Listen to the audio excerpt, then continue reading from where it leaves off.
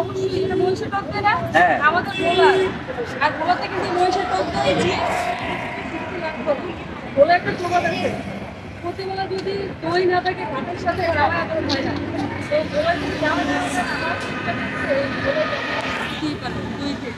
বাহ, সর্বনাশ, ভালো জিনিস। নরমালি এগুলো আনা একটু কষ্ট, ফ্রিজে রেখে দিয়েছিলাম। আর এটা কিন্তু অথেন্টিক দই, জানেন?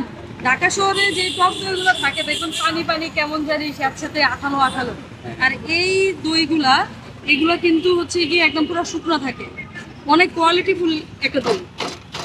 আপনি চামচ দিয়ে এইভাবে ভেঙে নিতে হচ্ছে? কারণ এটা ফ্রিজে রাখছি ভাইয়া, ফ্রিজে রাখছি এখন পুরোপুরি এটা গলে নাই, তত তো দই ভালো থাকবে না, যেহেতু আমরা এখানে জুস বিক্রি করবো।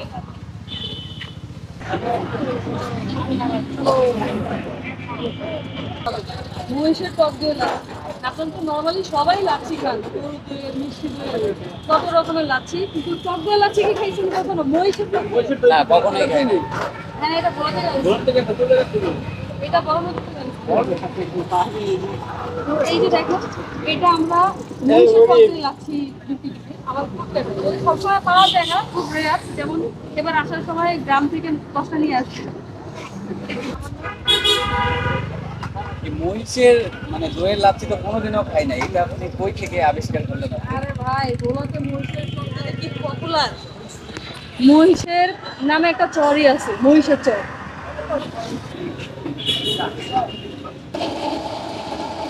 আপনি নিজে আগে টেস্ট হ্যাঁ, অনেক